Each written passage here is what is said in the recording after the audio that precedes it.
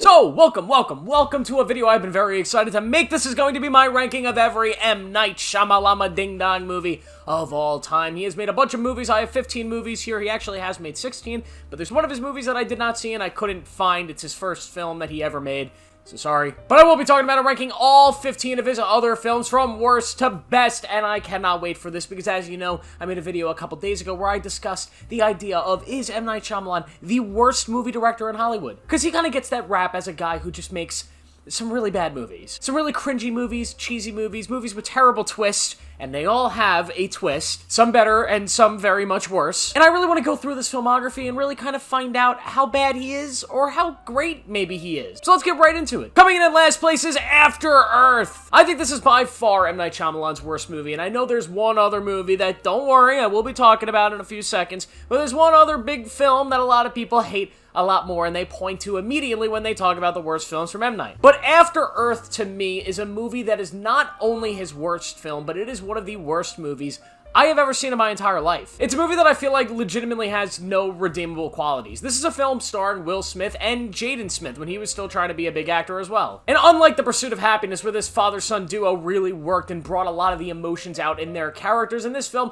it doesn't work at all. This is a film about a son trying to find his father in this very alien world. The issue is the world that they crash land in is not interesting. The characters are boring and unlikable, the CGI is terrible, and ultimately this film goes nowhere. It is unwatchable, it's boring, and I have yet to meet a single person that enjoyed this film. I think it is easily his worst. And number 14 is The Last Airbender, and yeah, here it is, the film that everybody shits on the most. I remember being a very young kid seeing the first ever trailer for this thing. Of course, this was like the height of The Last Airbender, of Avatar, the animated show, being out, and I was so freaking hyped seeing that first preview. Because it's badass. Aang alone in this mountain airbending as this Fire Nation army comes in. It's seriously one of the best trailers ever. The movie is just nowhere near that quality. It's a cringy movie, and I will give M. Night some credit for he did try to make something that was different than the animated show versus the new Netflix Last Airbender, which I felt like tried to make the same exact thing as the animated show and therefore kind of suffered the same bad faith, aka making a bad adaptation type thing. M. Night tried to make a darker take on these characters. He tried changing some things around and doing something more unique, but he ran into a bunch of problems. First things first, he changed things that shouldn't have been changed, like the pronunciation of people's names.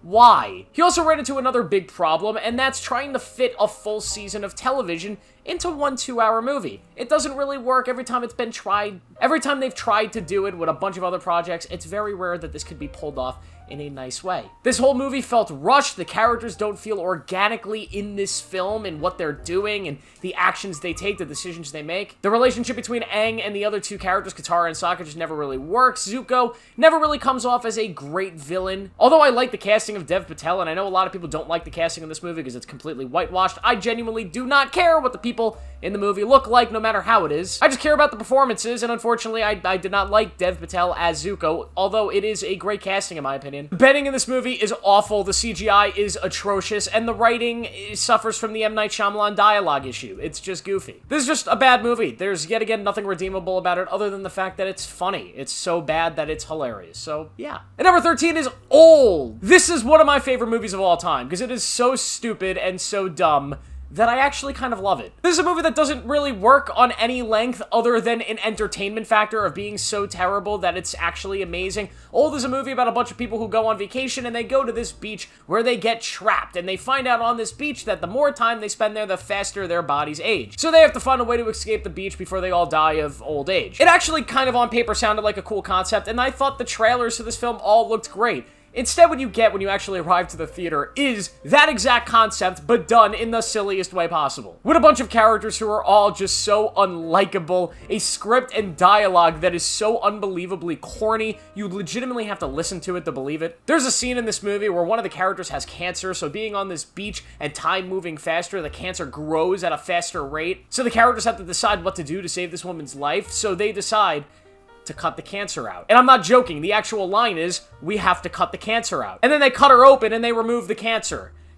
M. Night Shyamalan, congratulations, man. You just cured cancer, you figured it out. It was one of the dumbest things I've ever seen in a movie, and there's just a lot of that in this film. There's a twist in the movie that I don't exactly hate. I actually kind of like M. Night's twist in this one, but overall, not a good film. Goofy, stupid, but a lot of fun to watch. Next is The Happening. This is another movie from M. Night that is just not great. Although it had a good concept and a good sell, I actually like the early parts of this movie with this weird apocalyptic event going on where people are all killing themselves. The twists in this movie and how a lot of the characters are just acting throughout, how they are written and how unlikable they are, make this movie almost unwatchable. The twist is so stupid. It's so kind of brain dead, and the characters are not entertaining enough, at least in a good way, to make this film a good film and kind of overcome that dumb plot twist. But, like Old, this is one of those films that's so dumb and has such a kind of stupid concept with its twist that it's watchable and it's somewhat entertaining. I mean, it's Marky Mark. Who doesn't want to see Marky Mark reading M. Night Shyamalan dialogue? It's fantastic. Next is The Village. This is one I only watched for the first time recently, and,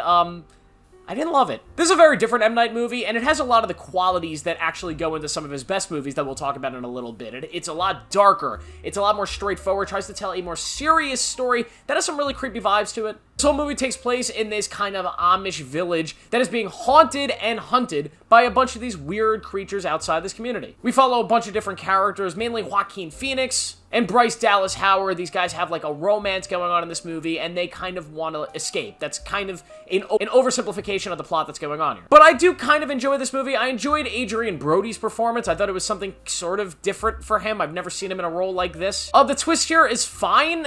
I think the twist itself is not so surprising. You can kind of see it coming, but I really like how they kind of combine the twist along with Bryce Dallas Howard's character's blindness and how they kind of go hand in hand with the end of the story and the themes around it. I thought that was one of the smartest things that M. Night Shyamalan had ever done, but overall this movie is just kind of slow and boring, and I did not get too into it, if I'm honest. But anything with Joaquin Phoenix, I mean, I'm down for it. The Lady in the Water. This is one I haven't seen in a while, and I wanted to put it lower, but I don't remember that much about it, so I don't want to put it really, really low on this list, and then I rewatch it, and I'm like, wow, that was so much better than I remember. But this is like a weird fantasy movie starring Bryce Dallas Howard about, like, bedtime, about, like, dreaming about this chick, and I'm gonna be honest, I don't remember much from this movie at all. I'm not gonna lie to you and pretend like I remember every last beat. I saw this movie like 5 times when I was a kid, have not watched it since, but I remember not hating it. It's very different from M. Night's other films, and I like the cinematography, so yeah. Then you got Wide Awake, which is definitely the most different M. Night film on this entire list. This is a film that is just completely devoid of any of M. Night's actual trademarks as a filmmaker. You would never know M. Night made this film unless you were told. Wide Awake is kind of a goofy comedy film. It's about this 10-year-old boy who goes on this quest to discover the meaning of life. It's got a bunch of different people in it that you might know, like Rosie O'Donnell. But it's like a fun, goofy comedy that you'll forget 5 minutes after watching it. There's nothing egregious about it. There's nothing terrible. And there's also nothing M. Night Shyamalan about it, which is kind of the biggest disappointment about it, but it's a lot more watchable than a lot of the films that came before it, so that's why it ranks here. At number 8, we have Trap, the brand new film from M. Night Shyamalan. I went into vast detail yesterday in my review for this movie, so go check that out, but to sum up my thoughts on this one, it is a movie with a ridiculous, ridiculous concept that the movie does not force you to think that hard about. Thank God, because the moment you think hard about it, the moment the film becomes kind of really goofy. Let's just put it that way. But I really like Josh Hartnett's performance in this film as kind of this charismatic serial killer, and I like the quest of him trying to avoid the police. There's a lot of other stuff in this film, like the second half, that I didn't particularly love once it got away from the concert venue, but this whole idea of this concert trap I thought was cool, as long as you don't think that hard about it.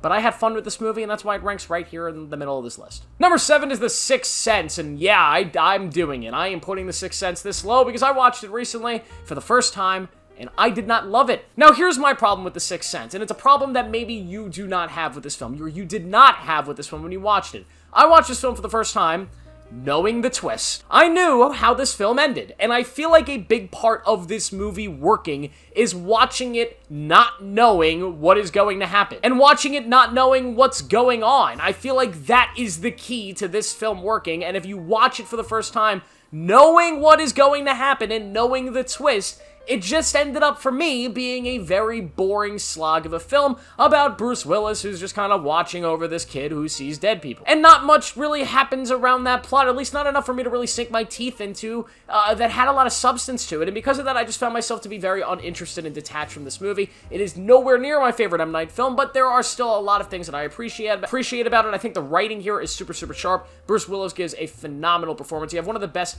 child performances I've ever seen. And it is still a really solid movie. I just feel like this would rank maybe top 3 if I had seen it not knowing what was going to happen. And number 6 is The Knock at the Cabin, the film that M. Night released last year, because now he's releasing movies every year. How cool is that? Knock at the Cabin is based on a very, very great book called The Cabin at the End of the World, a book that is actually a lot better than this movie, unfortunately. Because M. Night, as with his Avatar adaptation, decided to change a lot of things that I think really worked about the book. But either way, this movie stars Dave Bautista and a bunch of other great people as this family that's living in this cabin is confronted by these 4 people who are saying they are the bringers of the apocalypse, and they tell this family that they must make a sacrifice or the world will end. And throughout the film, we're questioning whether this apocalypse is actually happening, whether these people are actually telling the truth or if they're lying, and the characters have to make a ton of difficult decisions around this question. It's a movie that has a ton of suspense. That's what this film is. It is one gigantic suspenseful sequence, and the film is carried by a fantastic Dave Bautista performance. I think he is incredible in this film. It's one of his best sort of displays of his acting prowess to this point. I also think Jonathan Groff and Ben Aldridge do a great job as this couple in the movie. I do not really love the ending of this film. I think the ending of the book is a lot stronger than the ending of this movie, but at the same time, this was one that had me hooked for the entire runtime.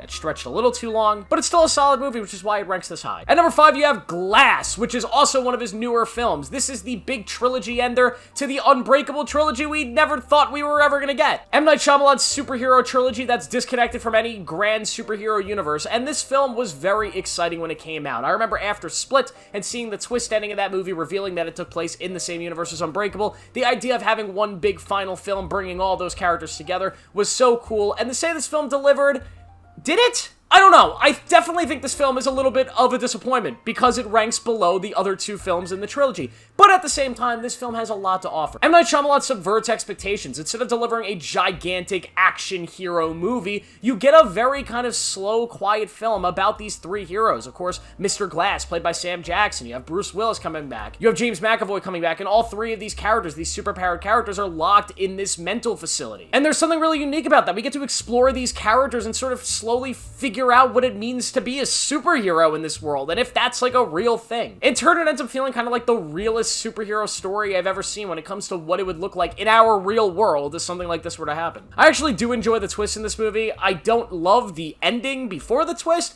but I love the overall twist that the film delivers, and that gives us a satisfying ending to this trilogy and to this weird superhero universe M. Night created. And number 4 is The Visit. This is a straight-up found footage horror movie that M. Night Shyamalan made in 2015 that sort of resurrected his career. This is like the first great movie he had made in almost a decade at this time. The Visit is a freaky movie with a very cool concept for a found footage film. Most found footage films are usually monster movies or sort of like Paranormal Activity, sort of horror films with ghosts and spirits. You know, you set up a camera here and you see stuff moving in the house during the night. You know, that type of shit. This one kind of mixes the best of all those kinds of genres. It's about these 2 kids that go to visit their grandparents and they're filming the whole experience, and their grandparents are fucking weird. And there's a lot of really creepy shit and imagery in this film. There is some stuff that scared the living crap out of me when I watched this film for the first time, and it is really effective. I think found footage, when put in the hands of a director that knows how to scare his audience, can be such a powerful medium to tell a great horror story, and here I think he did just that. I love the twist in this film. I love the ending. This is one of his best straight horror films that he's made, and it's why it ranks this high on this list. Now we get to his top 3, which I think are easily his best movies. You can honestly call these 3 movies masterpieces. I think they're phenomenal. They're better than most filmmakers' top 3s out there. You put this top 3 against just about any other filmmaker, and there is a conversation to be had that they are just as good outside of like the top 5 filmmakers in Hollywood. First up is Split. Now this is one of the most surprising movies for a ton of different reasons, mainly because of that ending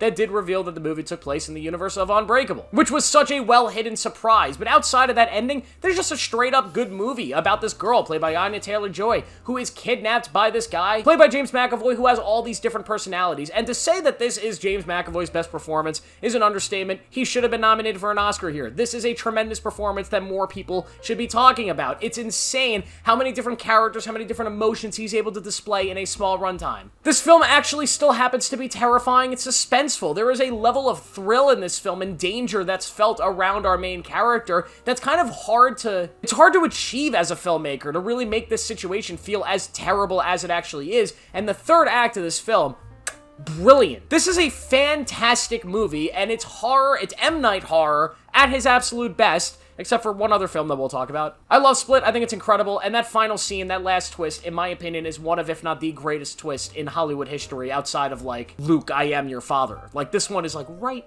right near there. At number 2 is Unbreakable, the first film in M. Night's superhero trilogy, starring Bruce Willis, who plays David Dunn, a guy who survives a train crash and slowly realizes that he may or may not have superpowers, and his minglings with this mysterious Mr. Glass. This movie is just so fantastic. It is such a different kind of superhero movie that I think came well before its time. If this movie had come out today, it would be a massive, massive success. But because it came out early in 2000, it came out in the year 2000, it kind of went under the radar for a little bit. This, for the longest time, was one of those, you know, kind of sleeper cult hits, in my opinion. It is a glorious movie that tells such a different kind of personal superhero story that really grounds it in reality, which to me is the best kind of superhero story. When you take these larger-than-life characters, but you make them realistically feel like they belong in our real world, and that's what this film does, and it does it so, so well. The ending of this film is brilliant. It's one of, if not M. Night's best twists, and I honestly love everything about Unbreakable. It has one of the best characters that M. Night's ever written in David Dunn, and overall, this is just a phenomenal movie